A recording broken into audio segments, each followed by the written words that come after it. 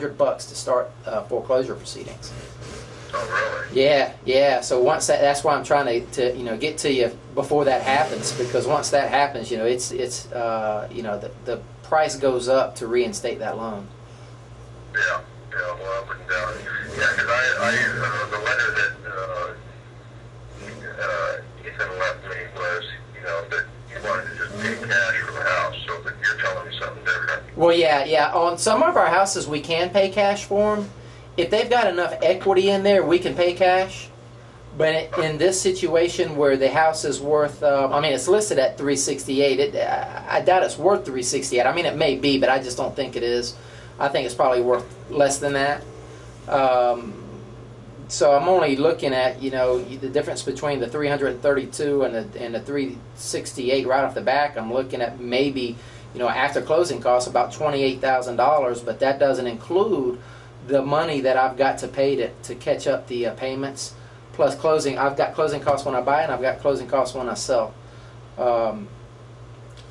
So it just wouldn't make sense for me to go out there and borrow $355,000 on a house that might be worth $355,000. As obviously we're real estate investors. I've got to make some money. I'm not going to retire on this house, and I'm definitely not trying to steal the house. I'm just trying to make it, where I can make some money on it and maybe solve a problem for you, in the meantime, so that you get something out of it too. And that would be catching up those payments and getting those payments paid on time. How do you work this? You guys just contact the lender?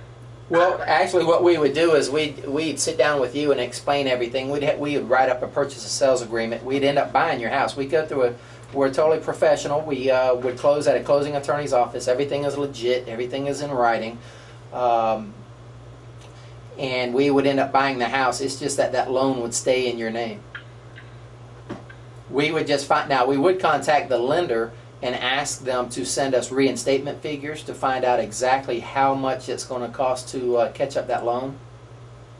Right. Because if we're short $1, then it'll still stay in delinquent status, and we really need to keep that thing from slipping into foreclosure.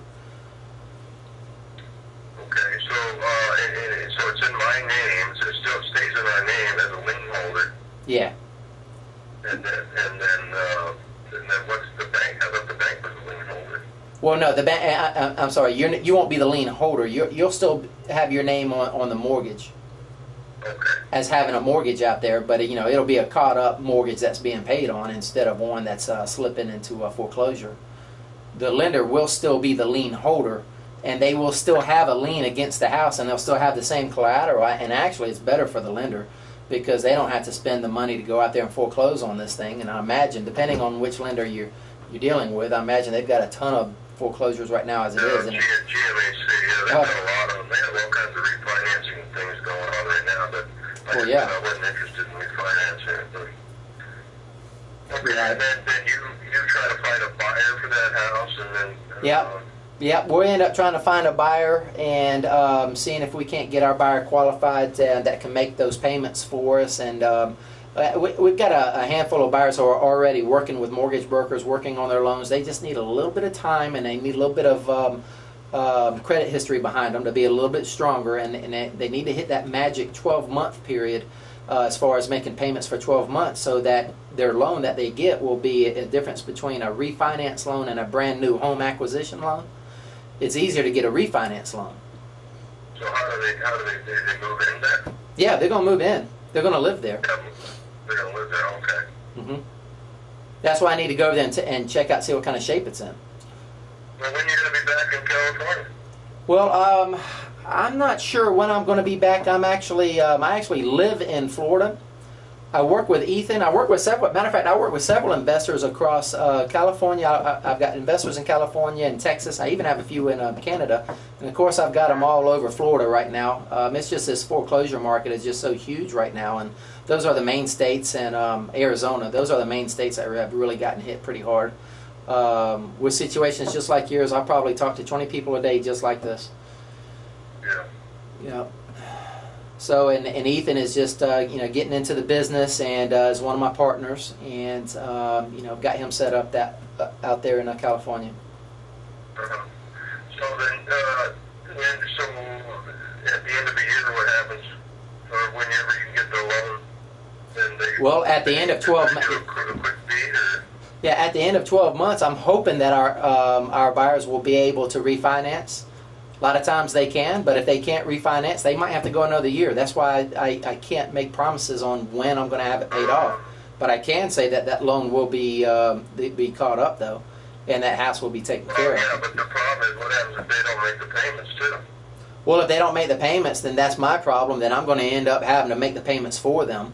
Well, you know, once I pick up somebody's payments, I keep on making those payments because I'm going to have a minimum. You say, you know, 2,300 times 4. Let's just call it 2,500. I'm going to have a minimum of you know, 10 grand in back payments on this thing right off the back.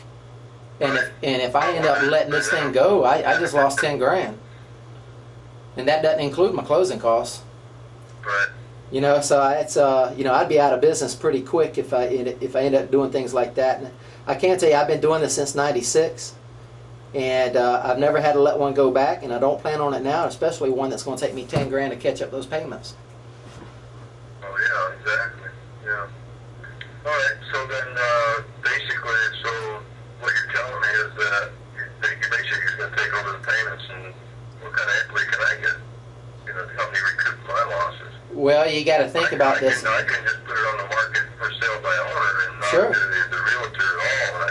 I could have sold it for $350 already, you know. Yeah, and you know what? That agent, if they were a friend of yours, they should have went ahead and dropped their listing and told you to go ahead and cash it out, because I'll be the first one to tell you, if you had another person talking to you who's making you a $350,000 cash offer on that house, I would say go get it right now. Go get that thing sold and cash out of this thing, because that's a best case scenario for you, is to be cashed out.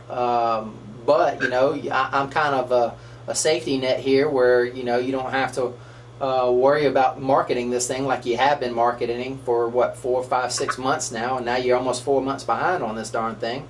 You know, you've got somebody who's going to work on catching up these payments right away versus somebody who's going to just hope and pray that they get a buyer for this darn thing when they haven't gotten one for 5 or 6 months already. So I'm not trying to talk you into it. It either works for you or it doesn't, you know.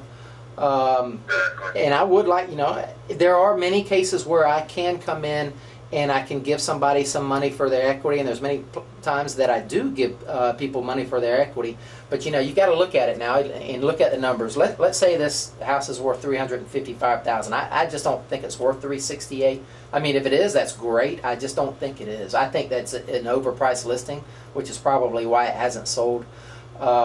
And the agent just kind of upped their listing so that they can, you know, have room for their commission. Well, I mean, for somebody to go out and get a loan for the purchase price, the house has got to appraise for them to get the loan, and I just don't think it's going to appraise for $368,000. He kind of puts you in a jam, to be honest with you.